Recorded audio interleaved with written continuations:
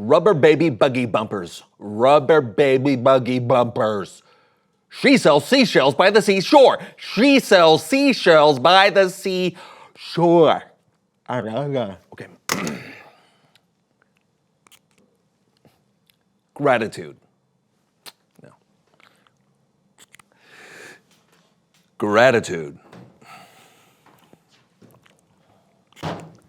Gratitude.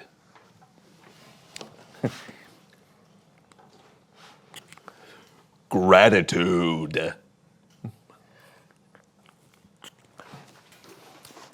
Gratitude. What are you doing, John? Gratitude. Why are you doing that? Do you accept it?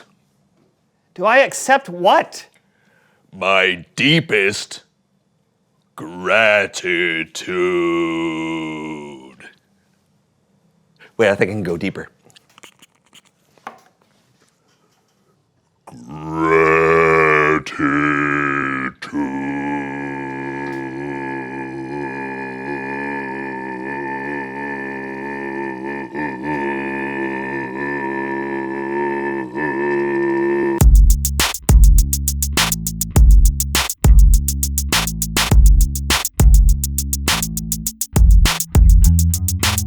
Welcome to the So-and-So Show. I'm Brandon, that's John, and we are excited and thankful for today's show. That's right. Brandon and I just celebrated a little holiday where there was a ton of food to be thankful for. And there were some relatives of ours who are really good at cooking that food to be thankful for. But now there's a large supply of leftover food on hand, so it's time to play a little game we like to call Name That Leftover Great Aunt Edition.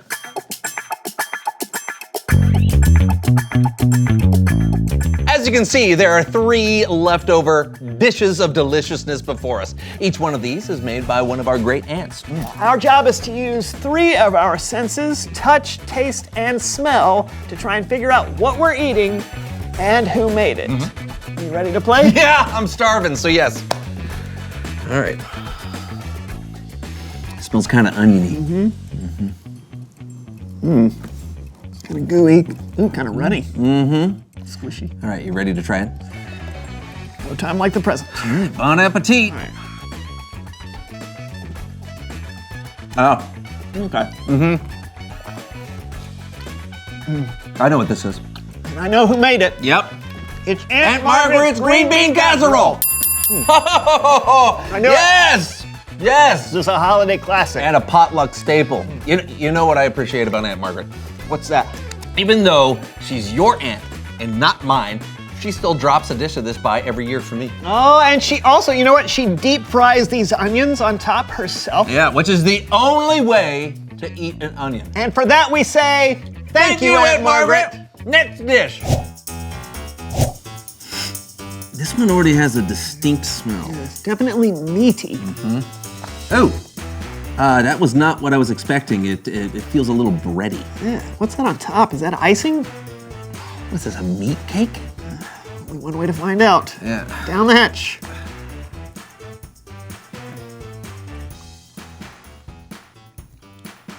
We were close with meat cake. Yeah. Isn't this your Aunt Linda's meatloaf? Oh! Yep. Now to be fair, everyone loves her meatloaf. It's just not my favorite. Or mine. And she knows we're not big fans, but she continues to bring it. Yeah. And she even tries different ways of cooking it, you know, to see if we might change our minds. Yeah, do you remember the habanero version? Oh. But the fact that she keeps trying makes us say, Thank you, Aunt Linda. Okay, last one. That's not going down. Oh my. Yeah. Are you getting anything from this? I don't think so. Ooh, it's cold. Oh, is it really? Yeah. Okay, well, let's find out. All right. Ooh, squishy. Yeah, it's kind of wiggly like Jell-O. I think there's more to it than that. Shall we? Yeah, let's go for it. All right. What is in my mouth? What? This is delicious. Oh, I know what this is. And so do you. Oh, This it's is Aunt Riri's lime congealed salad. Oh, yeah.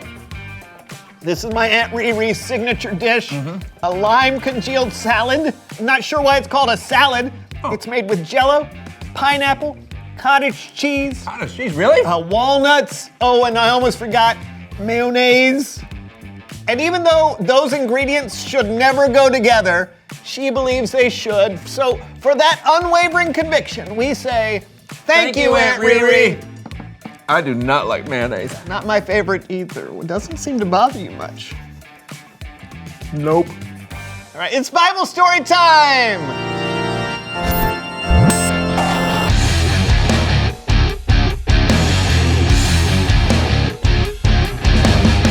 Hey guys, I gotta say, you two have already been riding that gratitude train today. We have? I thought we were just eating leftovers. You have, but you've also been extremely grateful to your aunts. You let them and everyone know how much they mean to you and how thankful you are for what they made you. And I bet you can't eat any of that food without thinking of them. Of course not. Remembering to be grateful is exactly what today's Bible story is all about. And I'm gonna tell it with the help of Laundry Theater.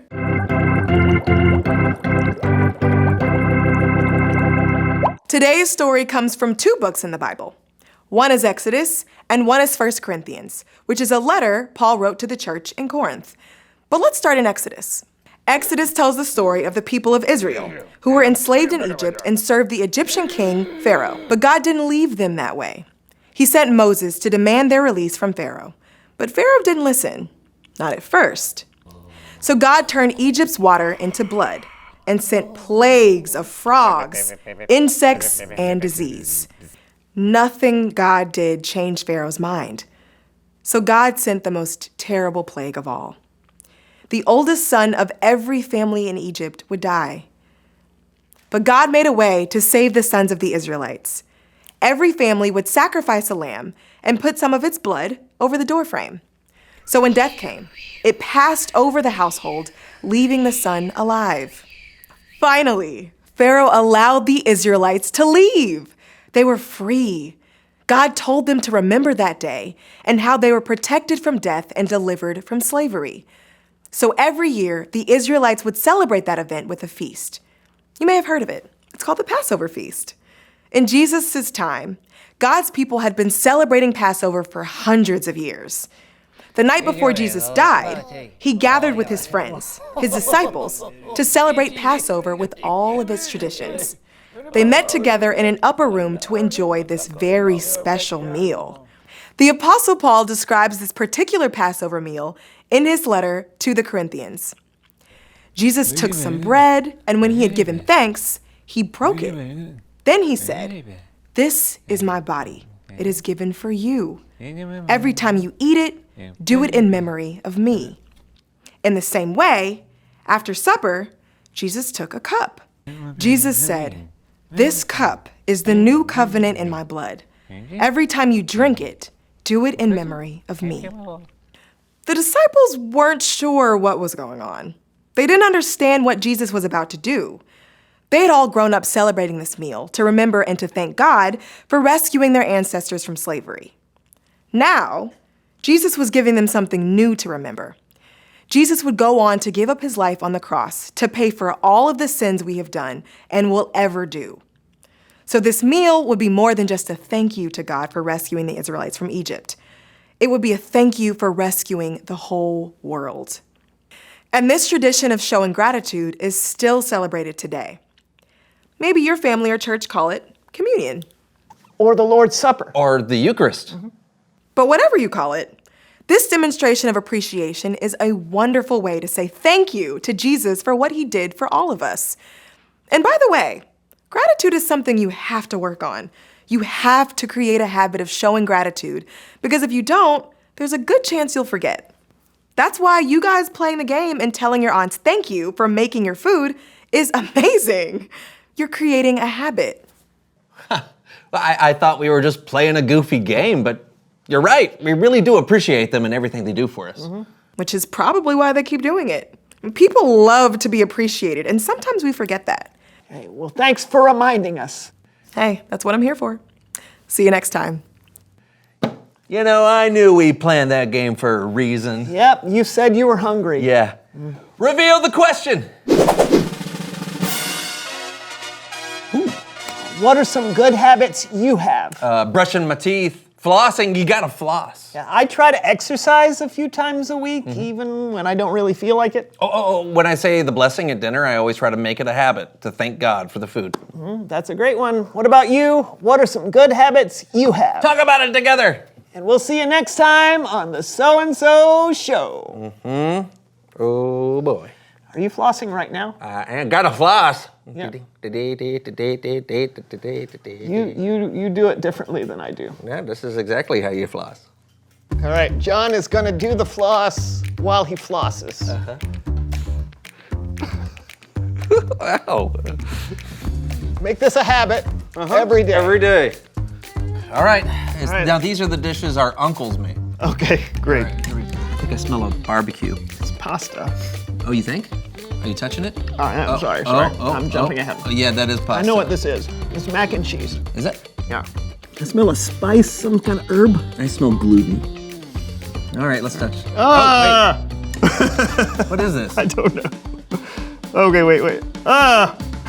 Ooh. That's not Jell-O. Oh, maybe it's cranberry sauce. Yeah, that's what I was thinking. Good call. Cranberry sauce.